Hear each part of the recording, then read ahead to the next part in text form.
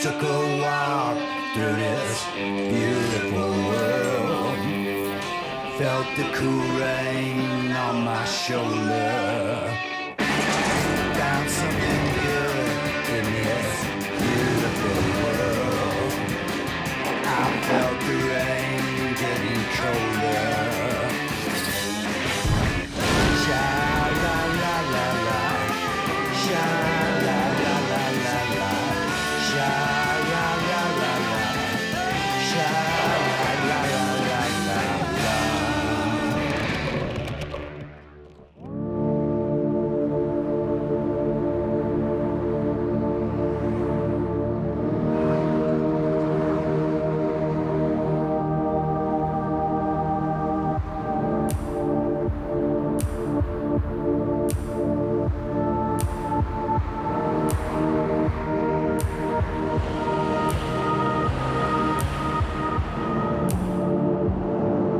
Los Angeles.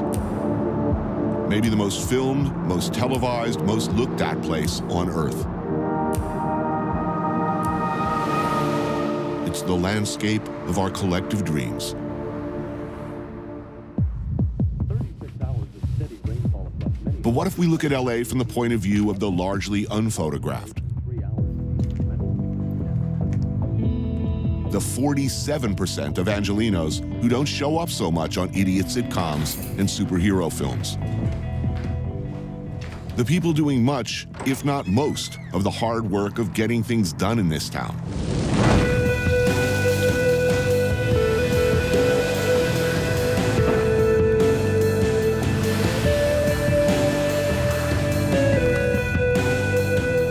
One in 10 Angelenos are undocumented. 1 in 10. Think about that number for a while. That's who's here now. Contemplate, if you will, what would happen if anywhere near 10% of the workforce were no longer here, particularly since they're rather overrepresented in those fields that most of us are in no hurry to enter.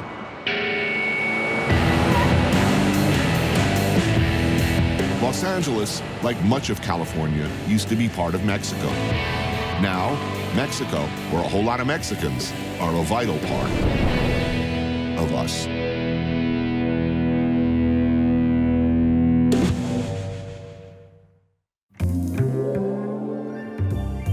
Raul Hinojosa Ojeda is a professor of Chicano studies at UCLA.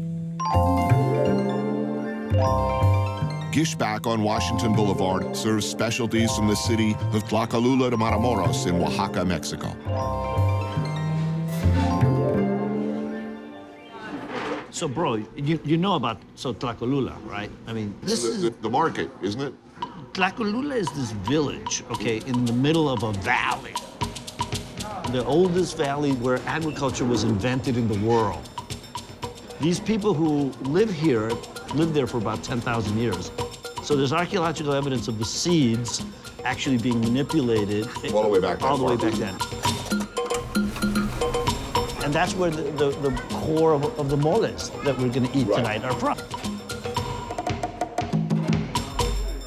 Mole negro, or black mole, is an incredibly old and sophisticated, near-magical substance containing over 30 different ingredients. It's an old sauce from an old culture, used as either a base to build a stew or as a sauce to be poured over meat. But unlike most sauces, the point of mole is the mole itself. The flavor is unique, roasted, sweet, bitter, and spicy, all at the same time, and deep, very, very deep. Maria Ramos is the owner and chef, the third generation of a family of barbacoa specialists. Barbacoa being the barbecuing of lamb and goat until it's falling apart perfect. She started out cooking at age 10 at the Sunday market in Tlacolula. This family goes back a number of generations to that area, yes? Exactly. And they got here because they were migrant workers in the fields of LA. And that's where they started working in the restaurant. This show will air long after the election. There is actually a national conversation now, unthinkable in my lifetime, where the notion of rounding up however many millions of undocumented workers in this country all at once or in short order, and then kicking them all out. I mean, it seems unthinkable. But I mean, you know, they said that in Europe in the 30s. Right. No, I think just from a military logistical point of view, there's no way you're going to move the people out of California and out of Los Angeles. I mean, they tried that in 1954 Operation Wetback, mostly from the fields, moving 1 million people out, right? And they did. Yes. And what happened? Well, first of all, a huge amount of U.S. citizens were picked up one day and never came home, and families were torn apart. And then the most ironic thing about it, and the most tragic thing, is that in the next couple of years they said, you know what, we have to open the borders again to bring them all back, right? Mm-hmm. The problem was we never stopped wanting the workers. California is the #1 agricultural state, and approximately about 70% of the labor force is undocumented. Stuff would rot in the fields, just to start with.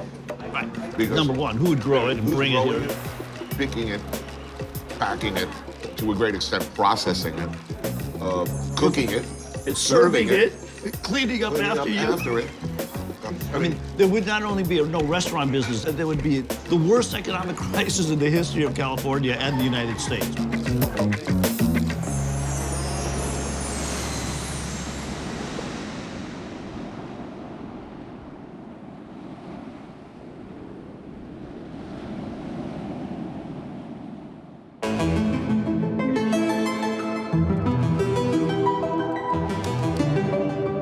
Esteban Oriol is a respected and highly sought-after photographer and director known for his street portraits.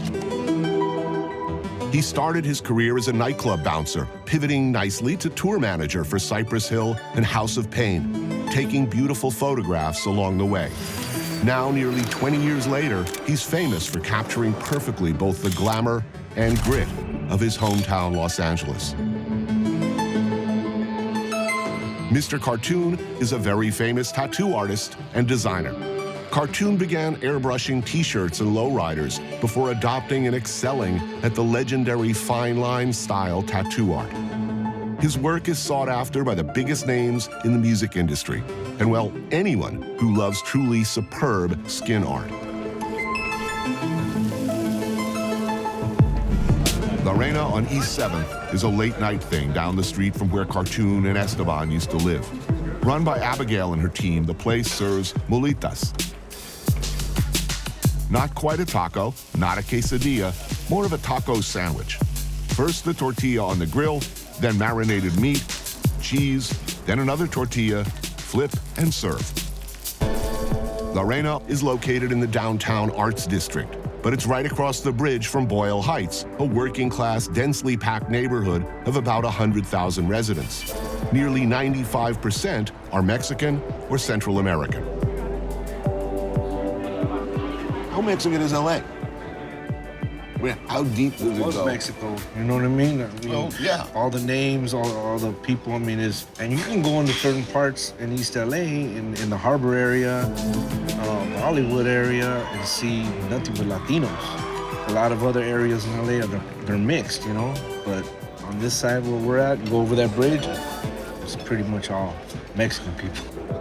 And LA's mixed with Salvadorian, Guatemalan people, Central America too, so they just get called Mexicans anyways. You know, like we're Chicanos, so, you know, we know we're from here, you know, we were born here. On this side of the line, our family relatives are from Mexico, and we're proud of that, and we celebrated our style.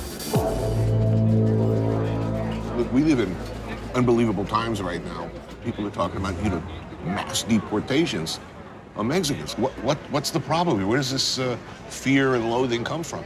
It's just racism is still alive and kicking in America, you know? We really don't hear it from the people we're around artistic, laid-back people, you know? Some idiot said, you know, we got to do something about this situation. All these Mexicans come over, we're going to have a taco truck on every corner. And I'm thinking, is this a bad thing? Where would all these food trucks be, you know? There was only taco trucks. It's a prototype for 10 years ago. Yeah. There wasn't an Asian fusion truck here, this kind of truck, an Indian food truck, this truck, you know. Taco truck. I mean, we opened the door. You kick the door down, yeah. White America loves Mexican food. I mean, probably more than any other food at this point. You know, they don't look. They sure like cheap Mexican labor because they can't live without it. Right. Why are they so freaked out about Mexicans? You know, nobody's talking about building a wall, you know, across the Canadian border. Who's gonna help them build the wall? You gotta have some Mexican power to do that. That's exactly what I thought.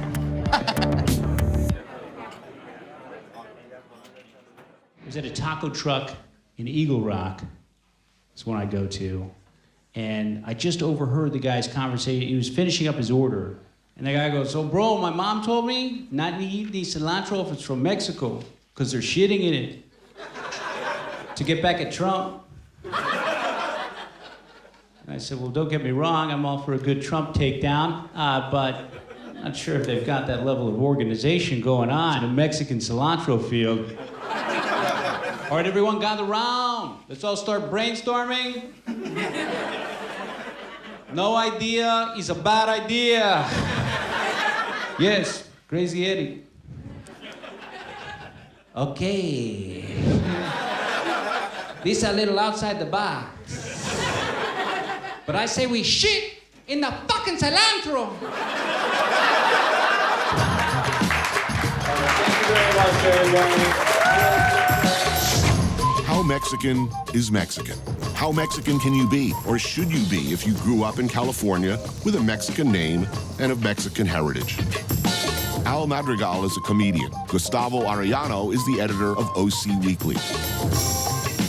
We discuss such weighty matters over taquitos at Cielito Lindo on Elvera Street, which has been serving the kind of stuff that made Americans fall in love with Mexican food since the 1930s. Beans with machaca, spicy shredded beef, sauce, and cheese. I believe they call these things a burrito. But what they're known for here is their taquitos. Rolled up, fried, smothered in avocado sauce, jacked with chili guerrero, garlic, tomatillo, and cilantro. Oh, yeah. Oh, man, I'm loving the sauce already. Oh, this is legendary sauce.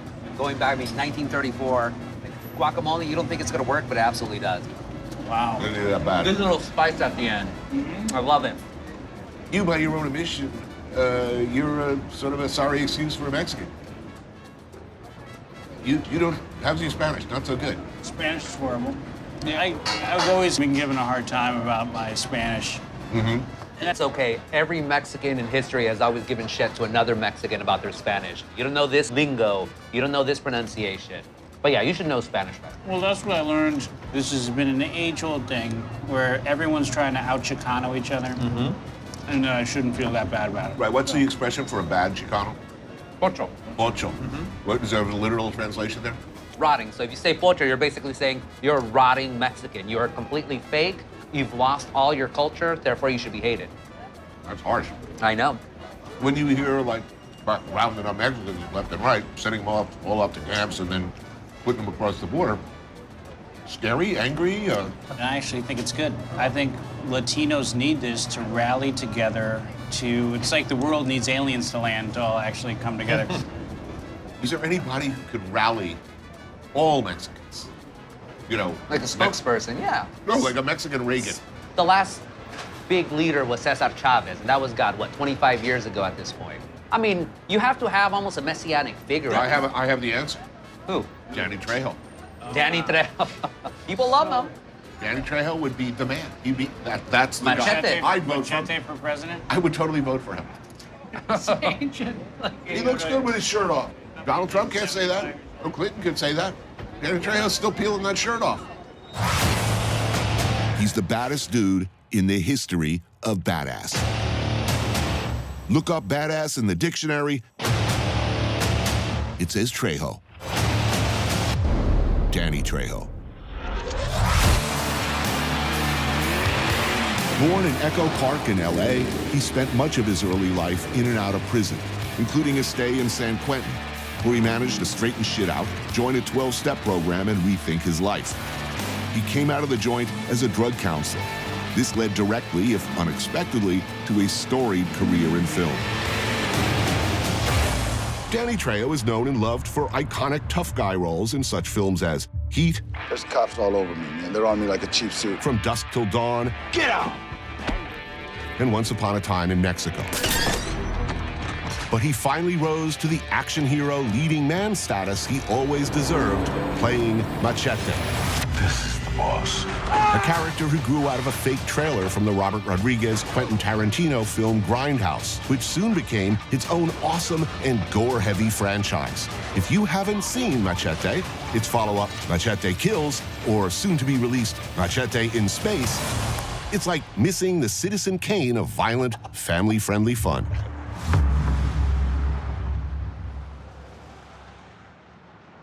Trejo's Cantina on Cahuenga Boulevard. Because, of course. Grand opening is still a few days away, but I thought, since I'm in town, I'd help advise Danny on the new menu, give him the benefit of my tasting notes. And I gotta be honest, I was thinking, how good could it be? Can Machete run a good restaurant? And why? So we're gonna see Trejo's Tacos all across America at some point? Oh, that'd be awesome. Taco truck on every corner. This is delicious. Awesome. On the menu tonight, Jidori chicken with chipotle cream sauce, some charred branzino with summer squash and sauteed poblano peppers, and crispy pork tacos with black garlic mole and some fat sacks of uni. And lots of healthy greens. Why healthy? I mean, we have such an obese problem in the United States, especially Latinos. So we had to find a way to make it tasty but healthy. Healthy food can taste good. Clean, healthier, lighter, locally sourced versions of Mexican street classics are not exactly what I'd expected. And I sure as shit ain't making no rude cracks about vegan tacos.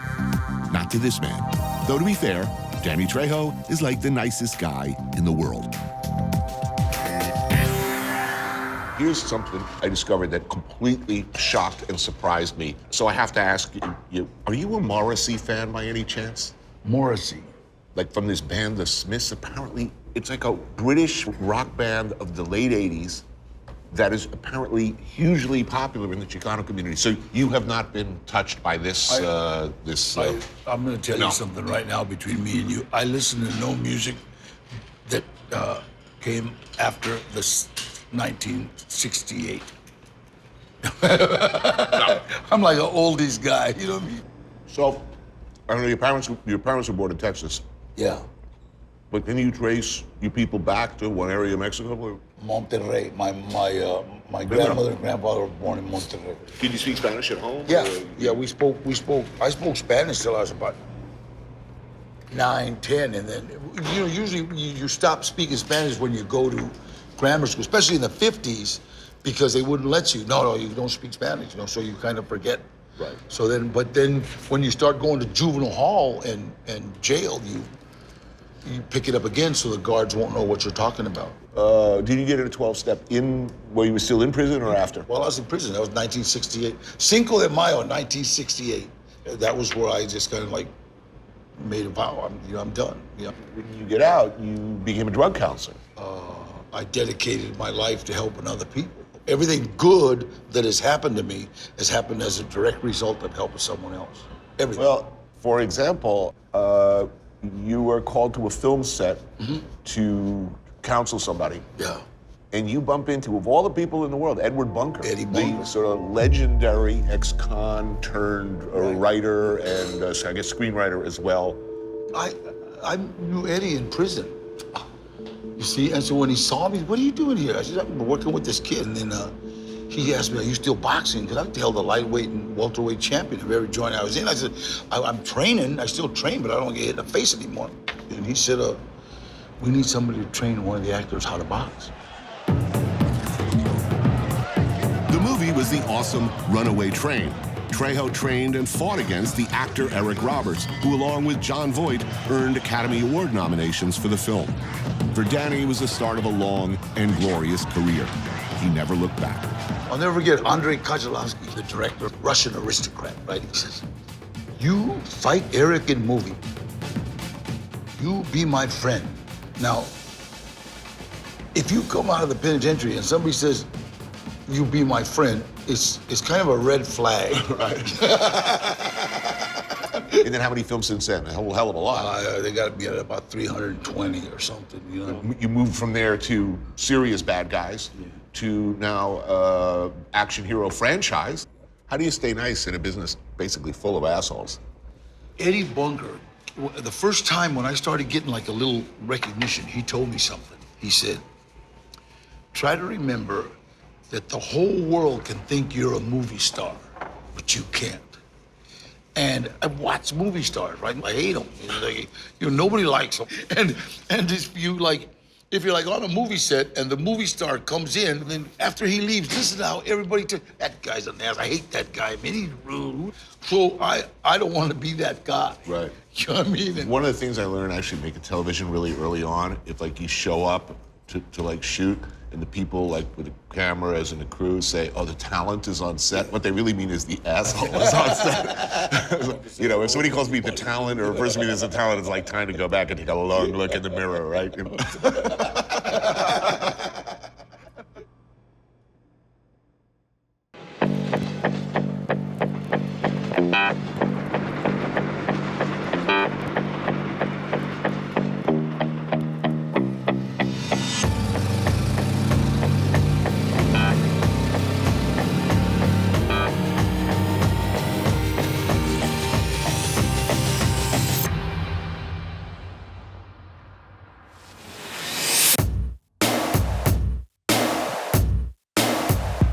From LA, but from time to time, you'll find them here.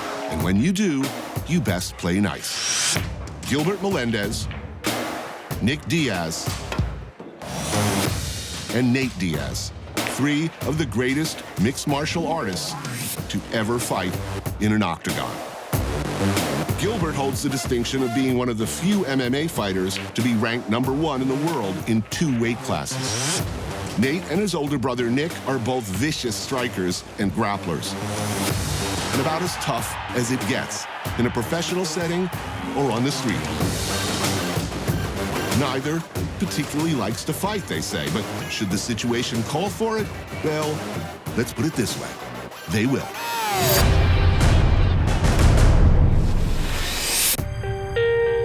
Nick and Nate grew up in Stockton and still live there and train there. Conor McGregor mocked Nate for teaching kids jiu-jitsu in his hometown. That was before Nate chased him around the octagon like a little deer in his last close decision. In one of the greatest fights in UFC history, Nate Diaz shocked the world when on very short notice, he stepped in and submitted McGregor in 2 rounds. Nate Diaz! He lost a second bout by decision, but there will surely be a third. And no matter what happens, Nate Diaz always brings it. Mariscos Gente on South Centinela.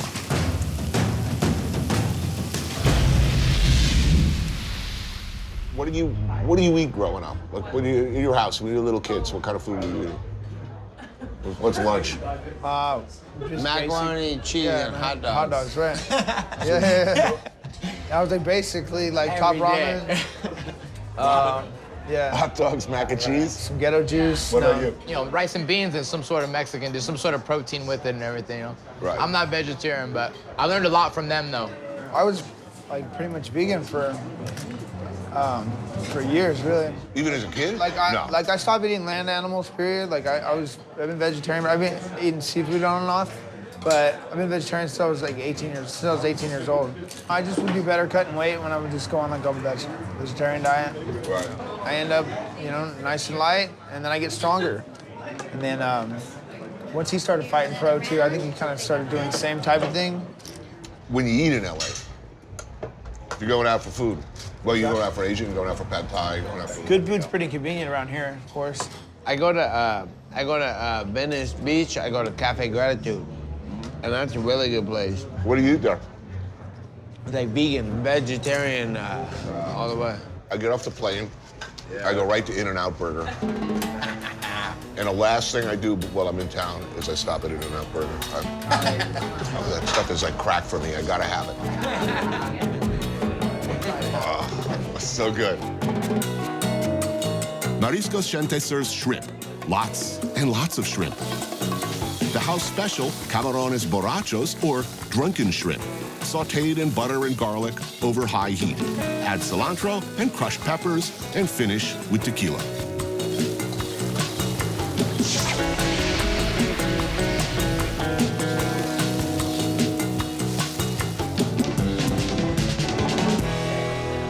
So when was your first fight, like in school? Like what grade? What? First. First grade? Kidding. No.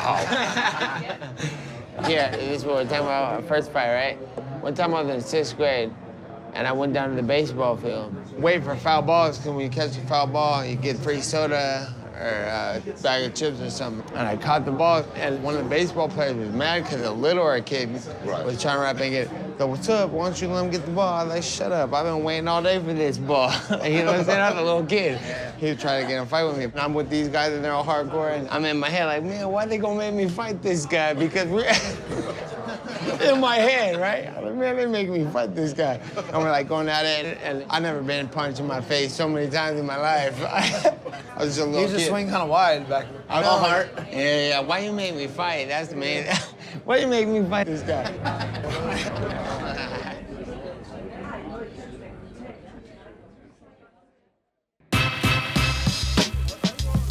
Street tacos are a not guilty at all pleasure for me, something of an obsession. They always make me happy. But Mexican food has been redefining itself in significant ways for years, here and in Mexico. Across the city, young, extremely talented chefs are taking Mexican traditions to the next level and beyond. Maybe the most exciting new frontier of modern cooking. Chef Ray Garcia, a native Angelino, is one of those pioneers. Located in the heart of downtown is Broken Spanish, a higher-end, higher-priced Mexican restaurant than most are accustomed to. Chef Eddie Ruiz and Robin Chopra are childhood friends who opened the wonderful but short-lived Alta California gastropub, Corazon y Miel, which put them both on the map in LA's burgeoning modern Mexican dining scene. I absolutely believe that the next big thing is a reevaluation of Mexican flavors and ingredients and a reevaluation of how much you should pay. I mean, people love it, but their expectation is Mexican food should be cheap. And the fact is, there's always going to be new arrivals from Mexico who are perfectly willing to sell you, unfortunately or fortunately, really good Mexican food for very cheap, but not the kind of deep flavors that, you know, you find, or I found in my travels there. Well, sometimes in the Mexican world, the only thing that's passed down, it's not a home, it's not a necklace. What it is a recipe passed down from generation to generation. It all comes from these rustic dishes that our grandmothers and grandpas cooked for us. Do you have any responsibility to preserve and protect the traditional flavors and ingredients of Mexico, or not? Yeah, of course. Everything that you see here in front of you is inspired by something that we had as a child. But how do we present that with our training, and how do we present that with our experience that's gonna give people value to want to pay more for it? I think that Los Angeles is kind of the stage for that next level, and Chef Ray's doing a really good job of that. He's presenting stuff like this, and that's what's gonna elevate people's mindset in terms of what you can do with this food. Chicharron, skin-on pork, cured and salted, cooked sous vide for 36 hours, then deep fried and served with elephant garlic mojo and radish sprouts. Tamales of slow-cooked lamb neck with oyster mushrooms and queso Oaxaca. Camote, an Okinawan sweet potato filled with pork, the ears, tails, and snout, topped with a drizzle of piloncillo syrup. I got one more present for you guys here. A little pre-dessert. Eddie, I know it's your favorite, Eddie. It's my favorite. We have the foie gras rebanada here. So it's sort of like a pre-dessert. It's my take on a very traditional and simple Mexican pan dulce. It's just like a brioche with butter and sugar is the basic pan dulce. So this one we have foie gras in our butter. We kind of up the ante a little bit, and then some piloncillo. Great, thank you. Man, I am loving this meal. Thank you. Big time. Thank you so much. Thank you. This is the most nostalgic dish I've ever had at a restaurant in Los Angeles. In Mexican panaderias, this is called a rebanada. Wow. Nothing says my childhood like this dish right here. I've worked in French and Italian restaurants my whole career. Right.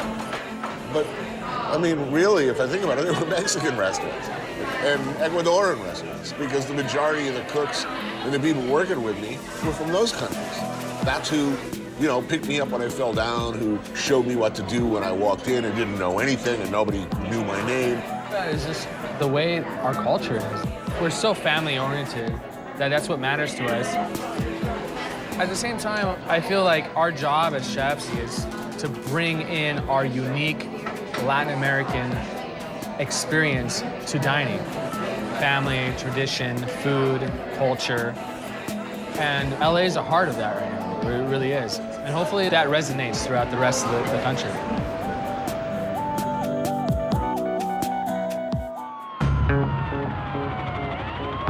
Gang violence has been part of LA's story for the better part of a century now. Also part of the story, police corruption and brutality. Former police officer Alex Salazar was a bad cop. By his own admission, very bad. Like a lot of once good police, the streets changed him. He saw a lot of ugliness, the lines became blurred, the job ground him down, and he crossed the line, repeatedly. To quote Nietzsche, those who chase monsters need to be careful that they don't become monsters. I thought I was going to arrest the bad guys. I never thought I would become a bad guy myself.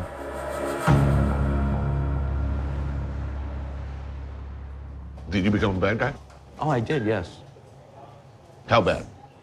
I became very aggressive, beating people, losing control, and using excessive force when there really wasn't any need for me to do that. I mean, I worked the most infamous police station ever known. It was called Rampart. Won Best Picture for Denzel Washington for his portrayal of this really bad police officer. I'm the police! I run shit here! You just live here! Was that an understatement? Were there cops that bad? Yes, there were. Yes, there were. I was one of them. The problem was very systemic. We don't have so much that problem anymore. It does happen. Is it not the nature of the job? When you're asked to every day go in and look at people at their most desperate and ugly, that you become desensitized and maybe even turn into a monster. Just think about it. Every day they're looking at the worst of society, and maybe they have a partner that gets killed or shot. It's all very overwhelming. Many turn to alcohol and drugs to medicate. And I'm not trying to be an apologist for the police because, you know, they do need to be held accountable. But, you know, we need to help them. We really do, because they are out there and they're the ones that are going to show up at your home. Mexican American, living in East LA, and a victim of a crime. You calling the police, expecting a sympathetic response? I mean, generally speaking, what do you think I think most police officers show up being ready to help out. They certainly have to do their job, take a report. What do you think the victim thinks when they place a phone call? Do you think they have high hopes that I believe my call is going to be handled with the same fervor as somebody calling from Beverly Hills? While there are good officers that come in and they do help, there's also many who lose that empathetic feeling of looking at someone with brown skin or very dark skin, and they say, well, you know, why am I helping out this person? There's a stupid Mexican. And I saw that being projected upon these people who all they wanted was help.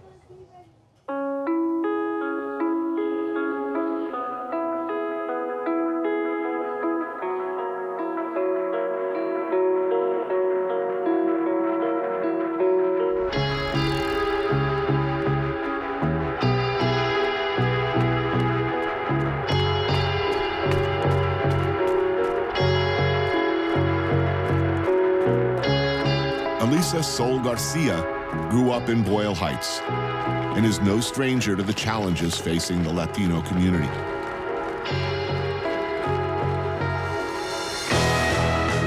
The Boyle Heights Running Club started as a safety in numbers project.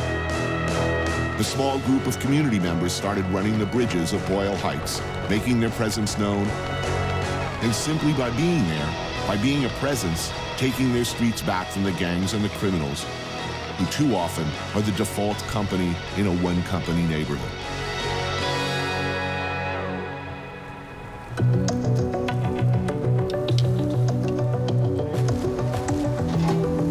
Tacos Indiana Street Cart on 4th and Clarence Street. What are you guys having? I'm gonna do asada. You're gonna do asada? Frequented by Elisa and fellow running club member Rolly Cruz. Carne asada, the slow-grilled marinated beef classic served as a burrito with rice and beans, or simply on a tortilla as a taco. Gracias. Tacos lengua, beef tongue braised with garlic and onions.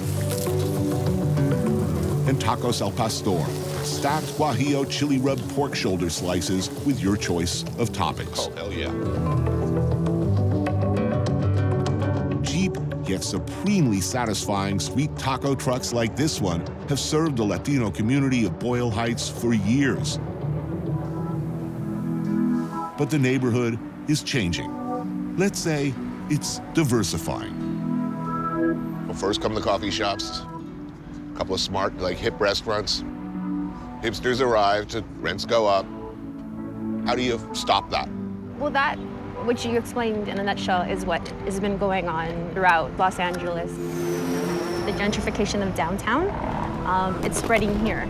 And in a neighborhood like this, gentrification, not to be dramatic, but the population of families that are homeless is growing. Little by little, like, the block is disappearing, whether it's deportation, whether it's gentrification. You know, it's barely now coming to the forefront, but for the people that live and work here every day, it's been a reality. There's a lot of struggles here that if you're gonna be a part of this community, like, you have to recognize that struggle.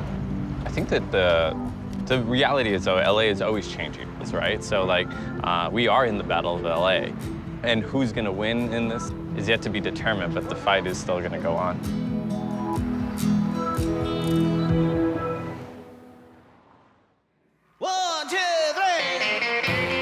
There has been, since the beginning, a tradition of Mexican rock and roll with its own unique sound. Richie Valens, Sam the Sham and the Pharaohs, Cannibal and the Headhunters, Los Cruzados, and Question Mark and the Mysterians. It should come as no surprise that rockabilly is enjoying a resurgence of sorts in the Chicano community.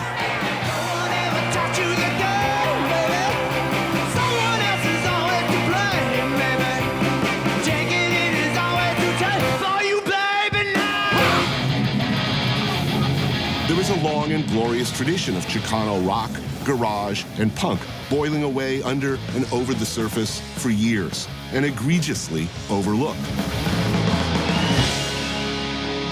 But what is it with the Morrissey thing? What is it about Morrissey? The Irish singer via England who sang melancholic, pathos-filled ballads that were a backdrop for a million post-breakups during the 80s, that so speaks to the Chicano soul. I asked musicians and concert promoters Oscar Arguello and Albert Gamboa. Oscar thrives in the rockabilly world, while Albert is all things punk. What's up with the Morrissey thing? Apparently, in the Chicano community, like, Morrissey is like... It's a matter of the heart. Huge. It's a matter of the heart, man. Why of all the bands in the world, did Morrissey and the Smiths resonate in this community? It was a convergence of music and people that did not connect to what was being said. He connected with his lyrics. And I think everything was going so pop and so mainstream, and he was the alternative to that. And I think there is a lyrical element to his words that resonated with the Latino community. And people said that his lyrics, his songs resonated with traditional mariachi in that sense. So that the songs are so much about finding something beautiful or even funny, about getting relentlessly fucked over and having shit go wrong. I think Morrissey really speaks, you know, it's so odd. He's this white guy about, like, displacement and this longing for a mythic home. Because when I go to Mexico, I'm like a sore thumb there. You know, my Spanish is horrible, the way I dress, the way I talk, but there's just something about it. Like, Morrissey really articulates that experience. He himself, he's an immigrant. He is Irish. You know, he feels displaced. Irish blood, English heart, it's amazing. This is the thing about being a Mexican in the States. You're never white enough for this country, and you're never brown enough for Mexico. It is a big issue about that, pocho and all that. But I know that we are Californians, inherently. And I am Los Angeles. I've been dreaming of a time when